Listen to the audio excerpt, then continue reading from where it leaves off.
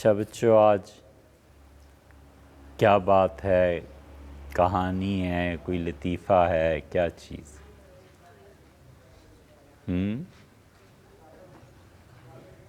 آپ سنائیں گے؟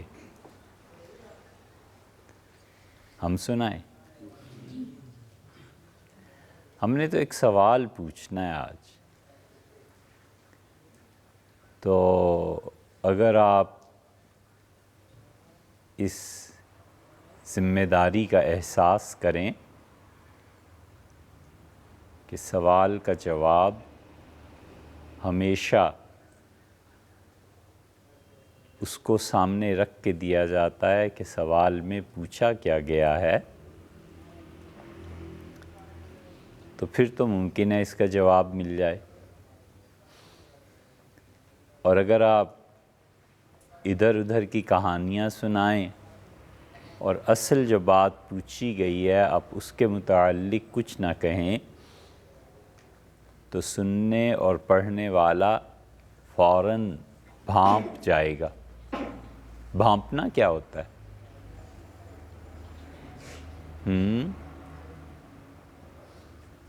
بھانپنا کیا ہوتا ہے اردو میں؟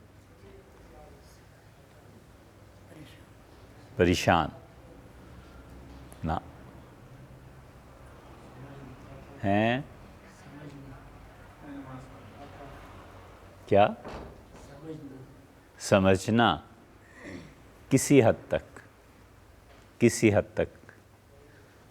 بھانپنے کا اصل مطلب یہ ہوتا ہے کہ اصل معاملہ، اصل چیز جو اصل اطلاع ہونے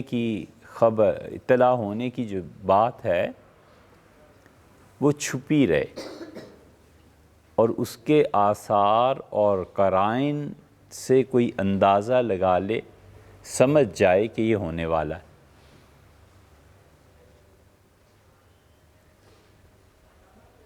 ایک ٹیچر ہے، کلاس میں آتا ہے، بہت خوش ہے، بچے بھانپ جاتے ہیں کہ آج استاد خوش ہے لہٰذا جو بھی منوانا ہے منوا لو۔ مگر عام طور پہ اردو میں یہ بھانپنے کا جو لفظ ہے وہ استعمال ہوتا ہے خوف کے معنی میں، یہ استعمال ہوتا ہے ڈر کے معنی میں، یہ استعمال ہوتا ہے جب کوئی معاملہ بہت سنگین ہو جائے۔ مثلاً یہ کہ قاضی نے بھانپ لیا کہ یہاں پر چوری کرنے والا یہ شخص اسی شہر کا رہنے والا ہے، باہر سے نہیں آیا۔ اس نے بھانپ لیا کہ صبح حملہ ہو جائے گا، تو اس لیے بھانپنا، اب جس بچے کو اس سوال کا جواب آتا ہے جو ہم کرنا چاہتے ہیں، تو وہ ادھر ادھر کی کہانیاں تو ہمیں سنائے نہیں، تو صاف بات کرے کہ مسئلہ کیا ہے۔ مثلاً چھٹی لینی ہے، اب بچہ یہ نہیں کہتا کہ مجھے چھٹی چاہیے، وہ کہتا ہے کہ قاری صاحب بارش آ رہی ہے، میرا گھر بہت دور ہے، جمعرات کے دن نا، اور بادل بھی بہت ہیں، مجھے پیدل بھی بہت چلنا پڑے گا، آج آپ کی بھی طبیعت ٹھیک نہیں ہے، اور پتہ نہیں پھر بس بھی ملے یا نہیں، پتہ نہیں وقت کیا ہو جائے۔ تو قاری صاحب تنگ آ کے کہتے ہیں کہ بچے بات کر، تو چاہتا کیا ہے؟ یا وہ بھانپ جاتے ہیں، سمجھ جاتے ہیں کہ اس بچے کا مطلب کیا۔ تو اس لیے اتنی لمبی کہانی نہیں، چھوٹا سا سوال یہ ہے کہ آپ یہاں آئے کیوں ہیں، یہ بتائیے، بولیے اب آپ۔ پڑھنے کے لیے، اچھا بیٹے، ایک چیز ہوئی اور بالکل صحیح ہے، آپ یہاں آئی اس لیے ہیں کہ پڑھیں۔ دیکھیے باہر کوئی باتیں کر، اچھا بیٹے، اور بتائیے کس لیے آئے؟ اچھا انسان بننے کے لیے، گڈ، یہ ہے اصل بات۔ چھت پہ پہنچنا ہو تو سیڑھی درکار ہوتی ہے نا بیٹے، تو سیڑھی اصل نہیں ہے، اصل چھت پہ جانا ہے، جو آخری مرتبہ ہے، منزل ہے، وہاں تک پہنچنا ہے، اور جو ذرائع اس منزل تک پہنچنے کے لیے استعمال ہوتے ہیں وہ وقتی طور پہ مقصد ہوتا ہے، لیکن اصل مقصد چھت ہے۔ یہ تعلیم، تدریس، پڑھنا، پڑھانا، یہ سب در حقیقت ہوتا ہے بیٹے اس لیے کہ ہم سب انسان بنیں۔ آپ یہاں آئیں اور آپ فرض کر لیجئے کہ قرآن پاک یاد کرنے کے لیے آئے تھے اور آپ یاد نہیں کر سکے، کوئی پرواہ نہیں، کوئی مسئلہ نہیں، آپ گھر چلے جائیں گے، ہم بھی آپ کو بھیج دیں گے۔ اس سے بھی بڑا مسئلہ یہ ہے کہ جتنے دن بھی آپ یہاں رہے، آپ کچھ انسان بنے یا نہیں بنے۔ اگر انسان نہیں بنے تو آپ نے کچھ نہیں کیا، آپ کتنے ہی بڑے حافظ ہو جائیں، قاری ہو جائیں، ہم نے مانا آپ امام کعبہ ہو گئے اور آپ کی قرات کی تعریف دنیا نے کی، لیکن اگر آپ انسان نہیں ہیں نا بیٹے تو آپ بالکل کوئی حیثیت نہیں رکھتے۔ اگر آپ میں انسانیت نہ آئی نا تو آپ نے یہاں آ کے اپنا وقت برباد کیا۔ اس لیے بیٹے دنیا میں سب سے کم جو چیز پائی جاتی ہے نا، کوہ نور ہیرا،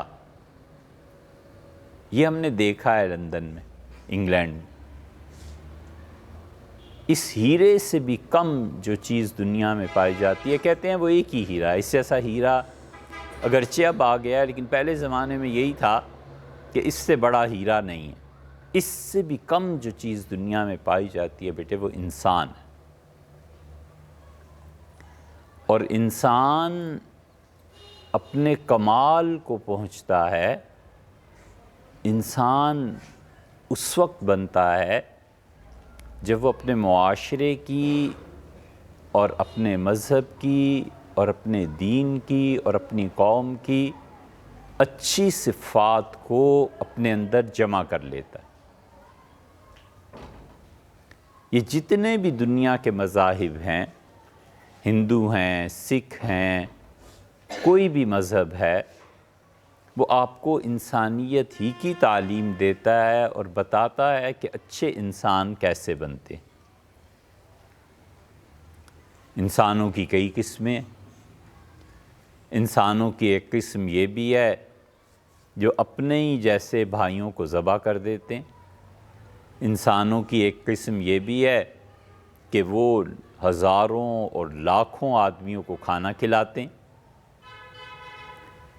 جب سینیگال میں قحط پڑا، افریقہ کا ایک ملک ہے، تو اس وقت دنیا میں اس قحط کو ختم کرنے کے لیے سب سے زیادہ پیسہ جس انسان نے خرچ کیا وہ سعودیہ کے بادشاہ شاہ فہد تھے، 20 سال کے قریب حکمران رہے، خیال ایسے ہی آتا ہے، اور انہوں نے اتنا پیسہ خرچ کیا کہ وہاں پر کال مٹ جائے۔ کال کس کو کہتے ہیں؟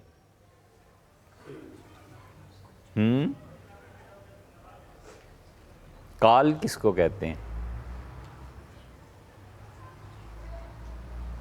کال کہتے ہیں قحط کوئی، یہ اسی کے لیے دوسرا لفظ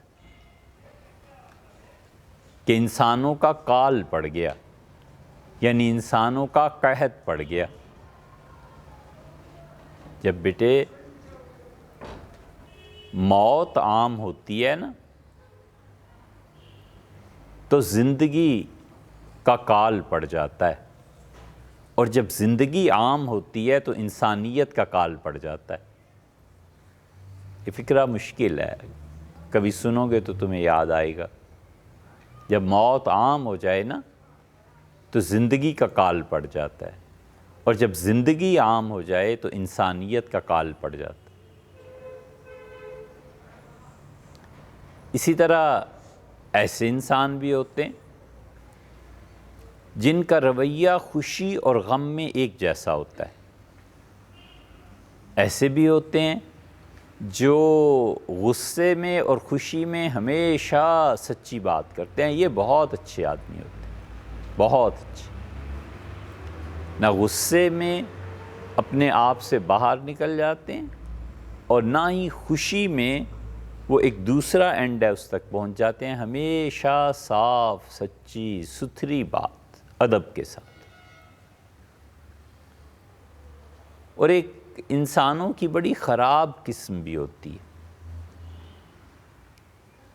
بیٹے کبھی بھی مشکل حالات میں اپنے دوستوں کو، اپنے خاندان کو، اپنے بھائیوں کو کبھی نہیں چھوڑا کرتے۔ مشکل حالات زندگی میں ہر ایک پہ آتے ہیں، اور سب سے برا آدمی وہ ہوتا ہے جو مشکل حالات میں تعلقات کو توڑ دے۔ کبھی بھی مشکل حالات جب آتے ہیں نا تو اس وقت لوگ منہ پھیر لیتے ہیں، اس وقت لوگ الگ ہو جاتے ہیں، اور ان سے بھی بدتر ہوتے ہیں جو مشکل حالات میں دشمنی میں اضافہ کر دیتے ہیں۔ دیکھو بچوں، شکاری جاتا ہے جنگل میں کس لیے؟ تاکہ شکار کرے۔ وہ ایک ہرن کو تیر مارتا ہے۔ یہ لفظ دونوں طرح پڑھا گیا، ہرن اور ہرن بھی۔ ہرن پہ پہلے لوگ اعتراض کرتے تھے، لیکن اب تو لوگ کہنے لگے اسے، اور ہرن اصل ہے۔ تو ہرن کے شکار کے لیے جب وہ جاتا ہے تو فائر کرتا ہے، اس کے جسم پہ لگی گولی ہرن کے، اور وہ بھاگتا ہے۔ وہ تو بہت تیز بھاگتا ہے، چوکڑیاں بھرتا ہے۔ چوکڑیاں بھرنا، انتہائی سپیڈ سے نکل جانا۔ شکاری کو سمجھ نہیں آتی کہ اب جائے کہاں۔ تو شکاری کو یہ سوال، اب آپ اس کا جواب دیجئے، شکاری کو کیا چیز بتاتی ہے، کیا چیز خبر دیتی ہے کہ ہرن اس راستے سے گزرا ہے؟ خون، شاباش۔ ہرن کا خون بتاتا ہے کہ ہرن اس راستے سے گزرا ہے۔ تو وہ خون جو اس کا دوست تھا، وہ خون جس کی وجہ سے زندگی قائم تھی، وہ خون جو اس میں سالوں سے تھا، اس خون نے اس موقع پہ غداری کی، اور شکار جو بھاگ رہا تھا اس سے گرا، اور شکاری کو خبر کر دی کہ دیکھو یہ ہے راستہ اس تک پہنچنے کا۔ سمجھ آئی بات؟ اس طرح کے بھی بعض لوگ ہوتے ہیں کہ جب مشکلات میں پڑ جاتے ہیں تو جو دوستوں کے دشمن ہوتے ہیں ان سے رابطہ کرتے ہیں کہ اس کی مشکلات میں اضافہ ہو جائے، راہ بتاتے ہیں شکاری کو کہ اس راستے پہ چلو اور دیکھو ہرن تمہیں کہاں مل جائے گا، مار دو اسے۔ کتنی بری بات۔ اس لیے بیٹے ہمیشہ زندگی کے جو آداب ہیں انسانیت کے وہ سیکھنے چاہیے۔ ایک پاکستان آرمی کے بڑے اچھے آفیسر تھے اور میجر جنرل ایڈجوٹنٹ تھے وہ، پھر وہ ریٹائر ہوئے۔ انہوں نے اپنی زندگی پہ ایک کتاب لکھی ہے اور اس کتاب کا نام ہے جنرل کی آپ بیتی، میجر جنرل شاہد حامد۔ اور ان کی کتاب جب آپ پڑھیں گے نا تو اگر آپ کو انگلش آتی ہو تو کئی جگہ پہ انگلش کے محاوروں کا ترجمہ اردو میں کر کے پھر لکھتے ہیں۔ اردو کے محاورے الگ ہیں زبان کے، انگلش کے محاورے الگ ہیں۔ انگلش کے محاوروں میں اب مثلا اردو میں کہتے ہیں مسلح دھار بارش۔ مسلح دھار بارش کا کیا مطلب ہوا؟ ہیں تیز بارش۔ اور انگلش میں یہی آپ محاورے میں لے آئیں گے تو کہیں گے کہ کیٹس اینڈ ڈاگس، کتے بلیاں۔ اب اگر کوئی یہ لکھے کہ کل شہر میں کتے بلیوں کی بارش ہوئی تو پڑھ کے ہنسی آئے گی نا۔ تو جب اردو میں لکھ رہا ہے تو اسے اردو کے محاورے لکھنے چاہیے تھے، مگر وہ شاید سوچتے انگلش میں ہوں گے۔ تو ان کی کتاب پڑھ کے بہت ہنسی آئی بعض جگہ پہ کہ وہ سوچتے انگلش میں تھے، لکھتے اردو میں تھے، یہ گمان ہے۔ انہوں نے بیٹے لکھا ہے ایک جگہ کہ جب وہ اپنی جوانی میں بہت اچھے آفیسر تھے تو جیسے پی ایم اے کاکول میں ٹریننگ ہوتی ہے اسی طرح انگلینڈ میں بھی ایک ادارہ ہے، تو یہاں سے انہیں وہاں بھیجا گیا تھا کہ وہ آرمی میں مزید ترقی کریں، ایک اچھے آفیسر بنیں۔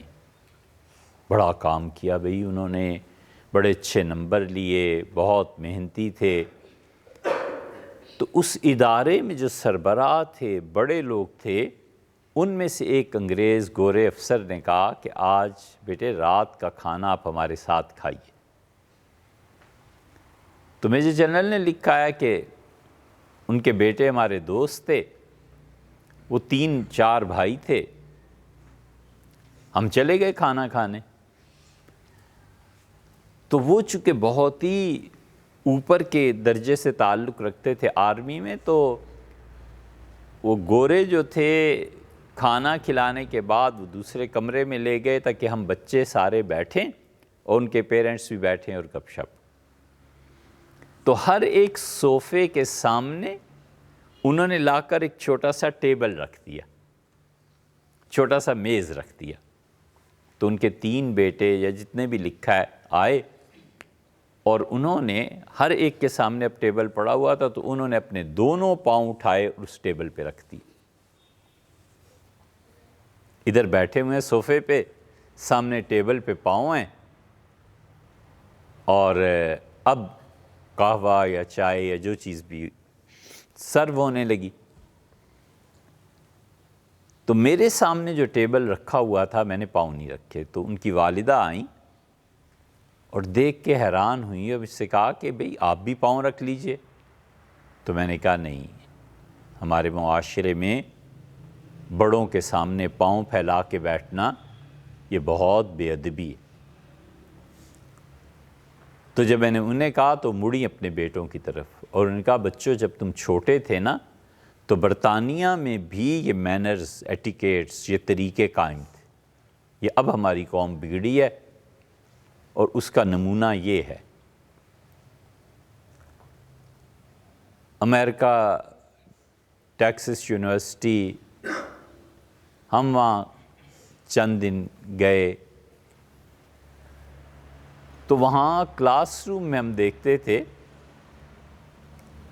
کہ ٹیچر پڑھا رہا ہے، بچے بیٹھے ہیں، ڈیسک آگے رکھا ہوا ہے، دونوں جوتے پاؤں اٹھا کر ایسے ٹیچر کے سامنے، اور کافی کا مگ رکھا ہوا ہے اور پی رہے ہیں، اور ٹیچر کو بھی پرواہ نہیں ہے کہ میری طرف جوتے ہو رہے ہیں، کیا ہو رہا ہے۔ اس لیے بیٹے بیٹھنے کا بھی ایک طریقہ ہے، آپ کبھی غور کیجئے گا، مثلاً والد یہاں بیٹھے ہیں، بھائی یہاں بیٹھا ہے، قاری صاحب بیٹھے ہیں، استاد بیٹھا ہے، مولوی صاحب، کوئی بھی، تو یہ اس طرح بیٹھتے ہیں لوگ، دیکھو خاموش رہو، غور کرو، اور خود نہ کرنا کبھی بھی، ایسے بیٹھیں گے۔ یہ پاؤں جو ہے نا، یہ ان کی طرف ہو رہا ہے، جوتا ان کی طرف ہو رہا ہے، کئی مرتبہ۔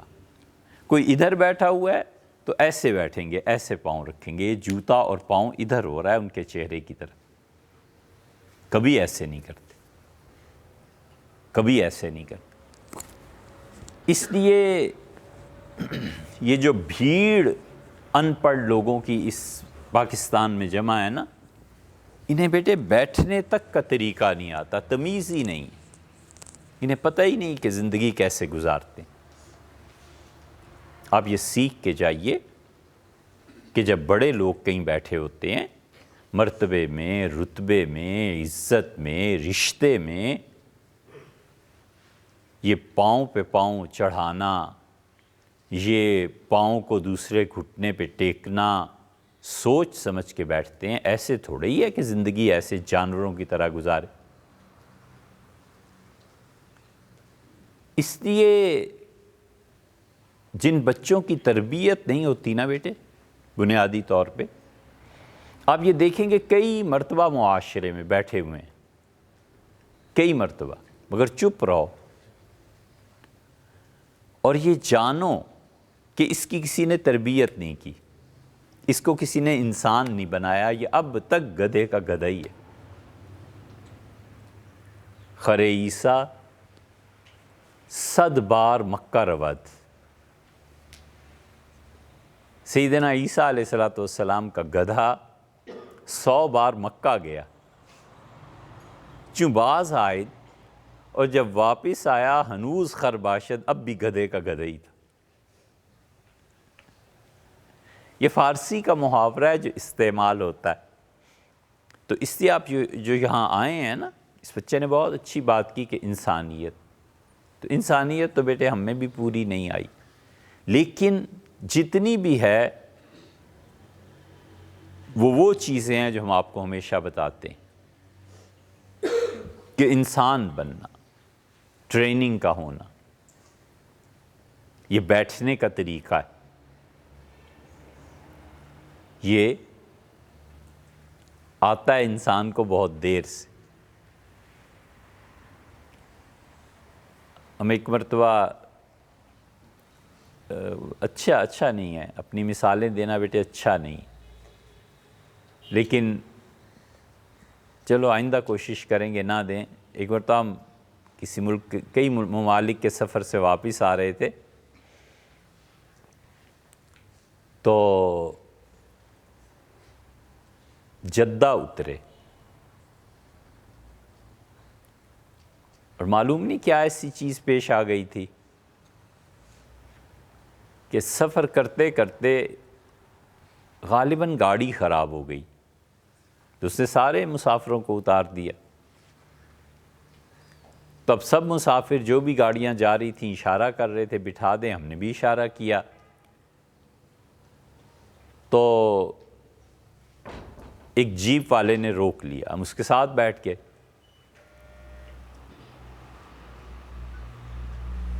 اس سے کہا کہ کہاں جانا ہے؟ ہم نے کہا مکہ۔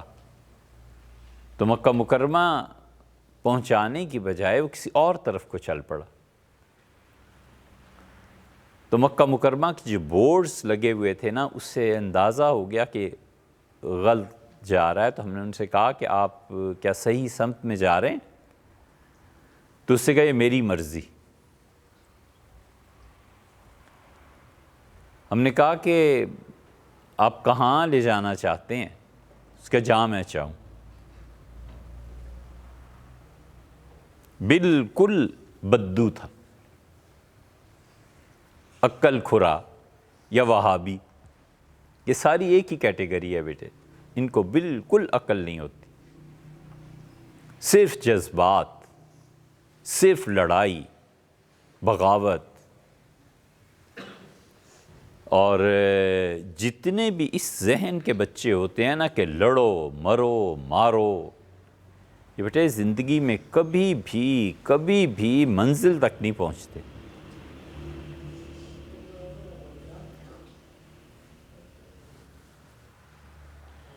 محراب نہیں دیکھتے کدھر ہے؟ اچھا،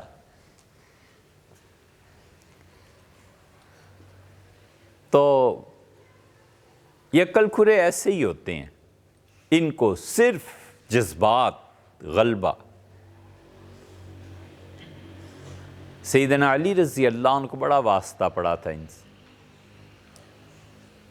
امیر المومنین رضی اللہ عنہ ایک موقع پہ 1,00,000 آدمی سیدنا علی رضی اللہ عنہ کے ساتھ تھا، 1,00,000 فوج، اور ان کے مقابلے میں 12,000 کے قریب تھے۔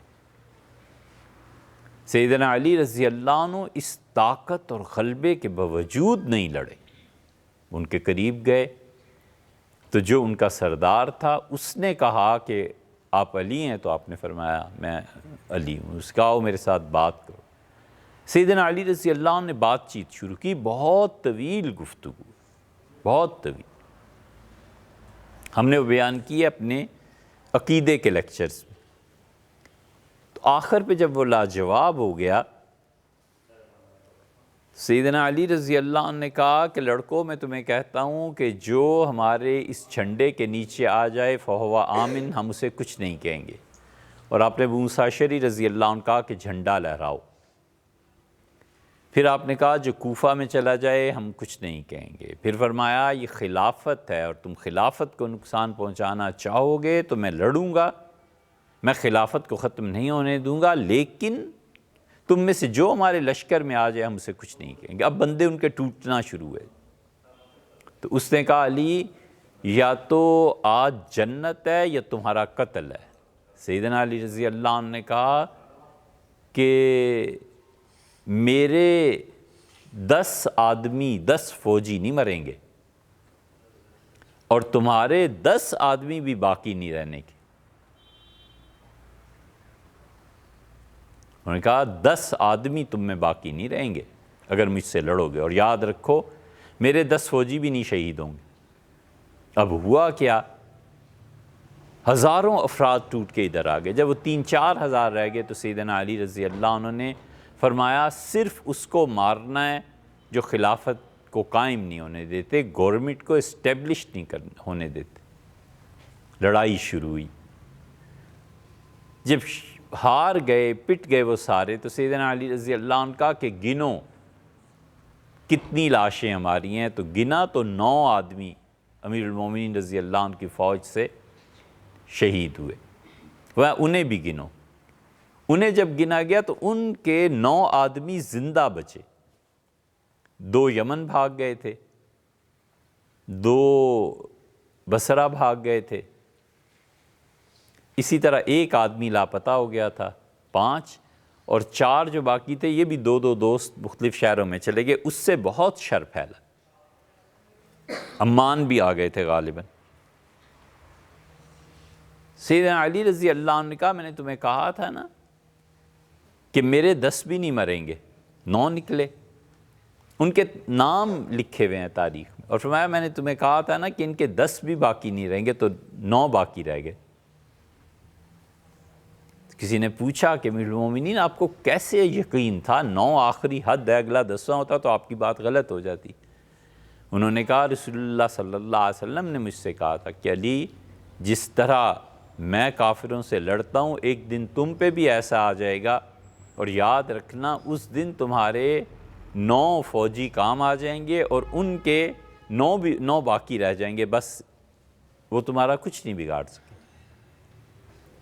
تو اس سے بیٹے جس عمر سے آپ گزر رہے ہیں، جذبات، لڑائی، یہ سوچنا کہ اس مسئلے کو ایسے حل کریں گے، لڑ کے حل، کچھ نہیں، یہ ایسے نہیں ہوتا۔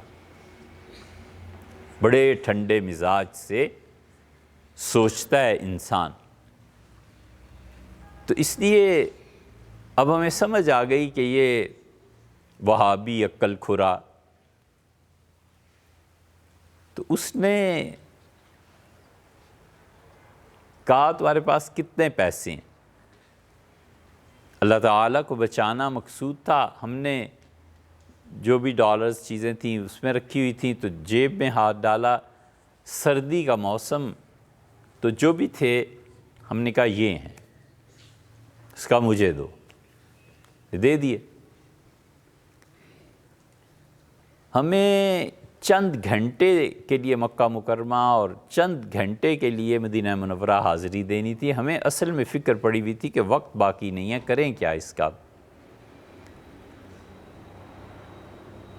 تو غلطی سے وہ ایسے ڈرائیونگ سیٹ پہ تھا نا، تو ہم نے گاڑی میں ایسے پاؤں رکھا، سوچ رہے تھے کہ اب اس کا کریں کیا، پیسے تو اسے سارے لے لیے۔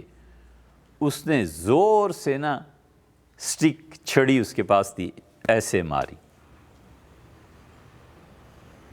تو ہم سنبھل گئے، ہم سمجھ گئے کہ بے ادبی ہم سے ہوئی ہے، یہ انسان تو ہے نا بیٹے، آخر ایسے نہیں بیٹھنا چاہیے تھا۔ وہ سٹک یاد ہے اب تک، زور سے اس نے ماری، اس کا پاؤں نیچے کر، بڑا اچھا جملہ کہا۔ اس نے کہا تم سے پیسے لیے ہیں، مجھے ضرورت ہے، عزت تو نہیں بیچی۔ بہت اچھا جملہ کہا، بہت اچھا۔ ہمیشہ اپنے مخالفین سے بھی سیکھنا چاہیے کہ کیا سچ ہے، کیا جھوٹ ہے، کیا حق ہے، کیا باطل ہے۔ اگر وہ صحیح بات کر رہا ہے تو لڑنے کی کیا بات ہے۔ اتنے میں کہیں سے پولیس کا سائرن، گاڑی کا سائرن بجنا شروع ہوا، اور ہم نے دیکھا اونٹ بھاگ رہے ہیں۔ انہوں نے کسی مصلحت سے آن کر دیا سائرن، اس نے گاڑی روکی اور کہا کہ اترو۔ ہم اتر گئے۔ یا اللہ کہاں جائیں، لک دک صحرا، اور چاروں طرف ریت اور سردی اور پیاس، سب چیزیں جمع ہو گئیں۔ تو ہمیں خیال آیا کہ پچھلے زمانوں میں بھی کسی نے ایسے ایک وقت دیکھا تھا، وہ اپنے گھر کو، وہ شہزادہ تھا، سب چیزیں چھوڑ کے چلا گیا، اور جب دنیا میں اس کا کوئی نہیں تھا تو اللہ نے کہا کہ تولا الی الظل، وہ ایک سائے کے نیچے آ کے بیٹھ گیا اور کہا رب انی لما انزلت الی من خیر، اللہ آج کے دن جو بھی اچھی چیز آپ میرے پاس بھیج دیں، رب انی لما انزلت الی من خیر فقیر، اللہ میں محتاج ہوں۔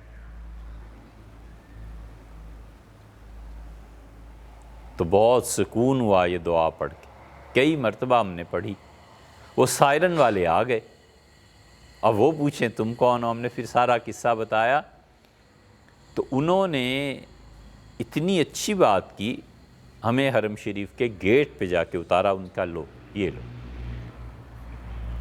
تو اس لیے بیٹے وہ جو عیسیٰ علیہ السلام کا گدھا تھا نا، بات تو یہاں سے دوسرے رخ پہ چلی گئی تھی، تو کہتے ہیں 100 بار مکہ گیا مگر اس کے باوجود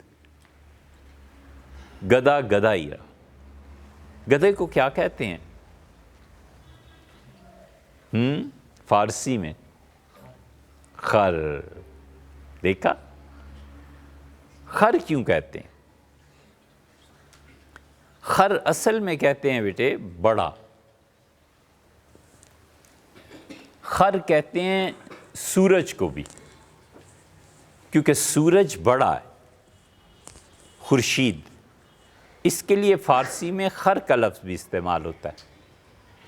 آپ ایک پھل بھی کھاتے ہیں جو خر سے شروع ہوتا ہے، اس پھل کا کیا نام ہے؟ خربوزہ۔ کیسے یاد ہے آپ سب کو؟ خربوزہ، یہ اصل میں لفظ تھا خربزہ، وہ آہستہ آہستہ خربوزہ بن گیا۔ خر کہتے ہیں بڑے کو، اور بوز فارسی میں کہتے ہیں ٹھنڈک کو، اور یہی لفظ پختگی کے معنی میں بھی استعمال ہوتا ہے، پک جانا۔ وہ پھل جو بڑے یعنی سورج کی دھوپ سے پختہ ہو، سورج کی دھوپ اس پہ پڑے اور اس میں مٹھاس کو پیدا کرے، اس لیے اسے کہتے ہیں خربوزہ۔ اور یہ خربوزہ جو ہے یہ اس معنی میں بھی استعمال ہوتا ہے کہ خر تو ہو گیا بڑا، بوزہ جو ہے وہ ٹھنڈک کے لیے، برودت کے لیے۔ ایک ہے حرارت، حرارت کس کو کہتے ہیں؟ گرمی، اور اس کے مقابلے میں کیا آتا ہے؟ برودت، ٹھنڈک۔ تو وہ خربوزہ، وہ بڑا پھل جو ٹھنڈا ہو اپنی تاثیر کے اعتبار سے، اس لیے اسے کہتے ہیں خربوزہ۔ تو خربوزہ وہ ہوتے ہوتے یہ بن گیا۔ اب آپ خربوزہ کھاتے ہیں، یہ ایک پھل کا نام ہے۔ اسی طرح خزاں، رے کی بجائے زے آ گیا نا، ایسے ہی یاد آ گیا بیچ میں۔ خزاں کن کن مہینوں میں ہوتا ہے؟ دونوں طرح پڑھتے ہیں، خزاں بھی اور خزاں بھی، دونوں تلفظ ہیں اس کے۔ یہ کن کن مہینوں میں آتا ہے بھئی؟ اچھا یہ تو بتائیے کس موسم کے بعد اور کس سے پہلے آتا ہے؟ اکتوبر، یہ جو مہینہ گزر رہا ہے، نومبر اور دسمبر، ان 3 مہینوں میں یہ خزاں ہوتا ہے، خزاں ہوتی ہے، اور اس میں پتے جھڑ جاتے ہیں۔ تو یہ جو پتے جھڑتے ہیں نا ہر سال، اس کو دیکھ کے آپ کے ذہن میں کیا آتا ہے؟ کوئی بات آتی ہے تو بتائیے۔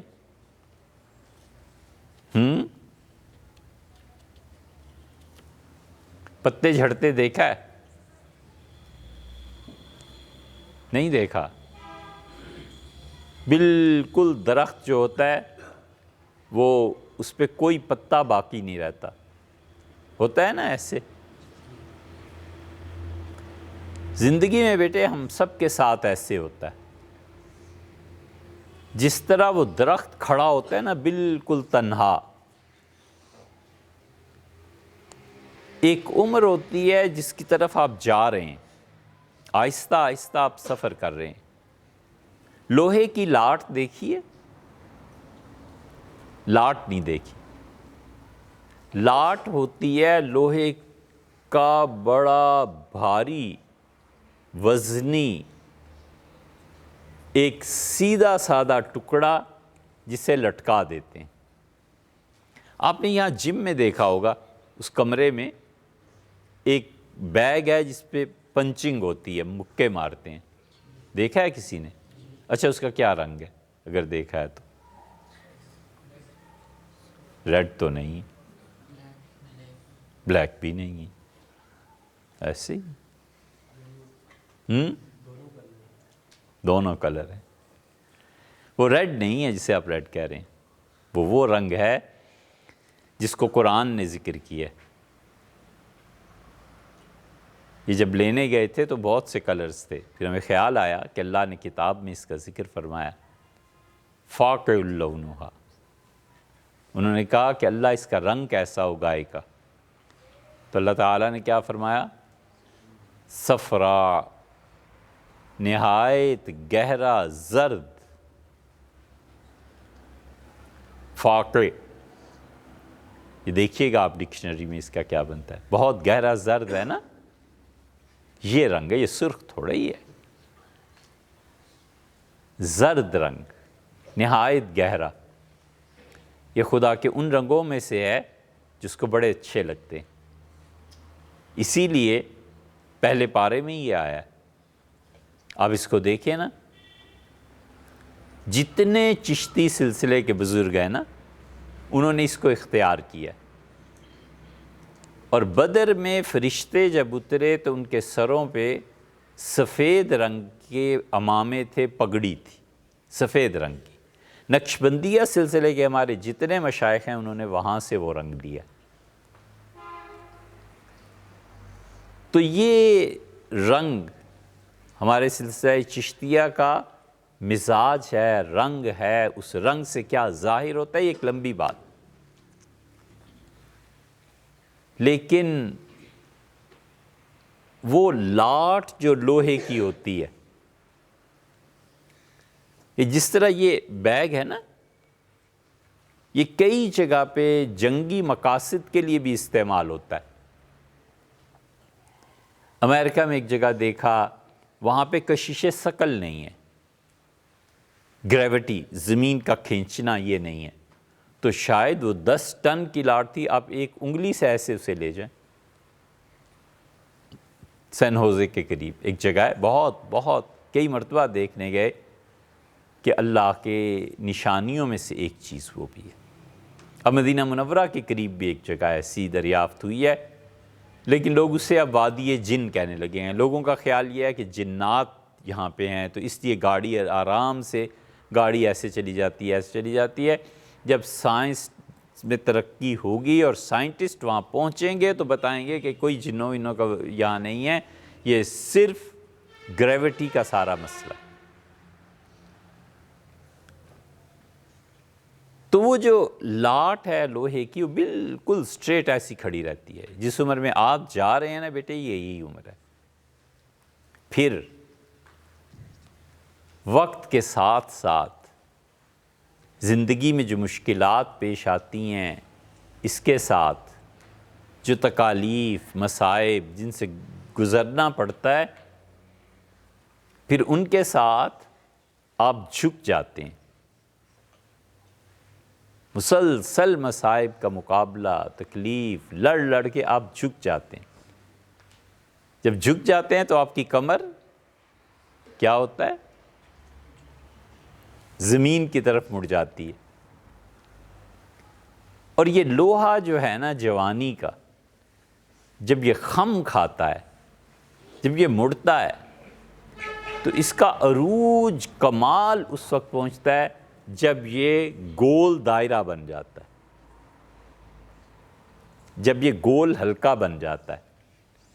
ہر خواہش مٹ گئی، کہاں یہ تنتنا تھا، کہاں اکڑ تھی، کہاں جوانی، کہاں، اب آپ جا رہے ہیں اس دور میں، اور آخر پہ پہنچ کے وہ ایک گول بن جاتا ہے۔ اس گول کو کیا کہتے ہیں؟ یہ بتاؤ بھئی، آپ کو انعام دیں اگر آپ میں سے کوئی بچہ بتائے۔ یہ لوہے کا گول جو بنتا ہے، اس کو کیا کہتے ہیں؟ کنڈا۔ کنڈا بن جاتا ہے نا آخر پہ، لوہے کا جو گول ایک دائرہ بنتا ہے، اسے کنڈا کہتے ہیں۔ کنڈا کہاں لگاتے ہیں؟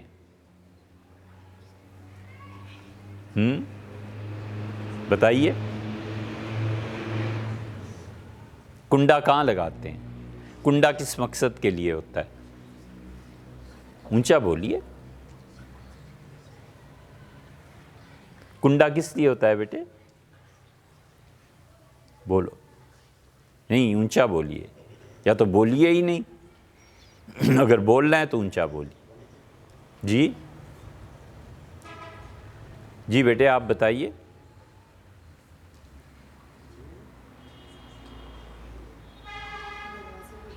دروازے پہ، شاباش، سب سے اچھی بات پہ چلیں۔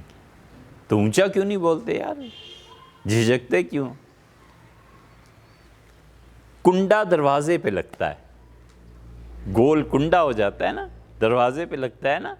اس کنڈے کو کرتے کیا ہیں پھر؟ دروازے پہ لگا ہوا کنڈا کس کام آتا ہے؟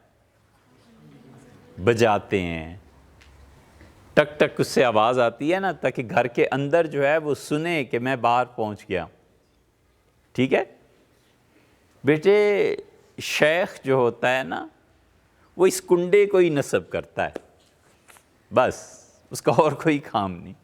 وہ کہتا ہے ذرا ڈھل جاؤ تاکہ تمہاری کمان بنے، اور کمان بننے کے بعد اور ڈھلو تاکہ تم کنڈا بنو، اور جب تم کنڈا بن جاؤ گے تو میں تمہیں اللہ کے دروازے پہ لے جا کر کس دوں گا۔ اب یہ کنڈا تم بجو گے نا جب، تو خود بخود اندر سے اللہ تعالیٰ تمہارے لیے دروازہ کھول دے گا، تم خدا کے گھر چلے جانا۔ یہ ہوتا ہے بیٹے زندگی کے آخری دور میں، جب لوگ کنڈا بن جاتے ہیں نا تو پھر وہ مسلسل دروازے پہ بجتا رہتا ہے کہ اس در کو کھولیں، یہ کام کرنے کی۔ یہ بہت اونچی گہری بات ہے، آپ کو سمجھ میں آئے گی کبھی، مگر یہ ہوتا اسی وقت ہے جب انسان بنتا ہے۔ کبھی اپنے دوستوں کو، اپنے رشتہ داروں کو، اپنے عزیزوں کو کبھی بھی بیٹے زندگی کے مشکل وقت میں نہیں چھوڑتے۔ آپ کچھ بھی نہیں کر سکتے نا، ساتھ رہیے۔ اس پہ مشکل وقت آ گیا ہے، فاقہ آ گیا ہے، اپنی روٹی تقسیم کر کے آدھی اسے دو، آدھی خود کھاؤ۔ سردیوں میں اس کے پاس سویٹر نہیں رہا، اپنا ایک سویٹر اسے دے دیں کہ بھائی مل کے رہیں گے، الگ نہیں ہونا۔ یہ مشکل وقت ہے، اللہ نے چاہا تو آسان بھی آ جائے، ٹھیک ہے نا۔ ہرن کا خون نہیں بننا کہ شکاری کو وہ راستہ دکھائے کہ ادھر گیا ہے، مارو اسے، ٹھیک ہے بیٹے۔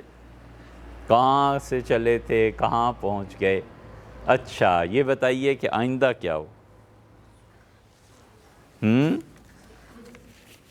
آئندہ کہانی سنائیں۔ اچھا چلو بھئی، پہلے بھی آپ سے کہا تھا، پھر وہ خیال ہی نہیں رہتا کہ کہانی کا وہ کیا۔ اچھا کوشش کریں گے کسی بادشاہ کی کہانی آپ کو سنائیں آئندہ، انشاءاللہ۔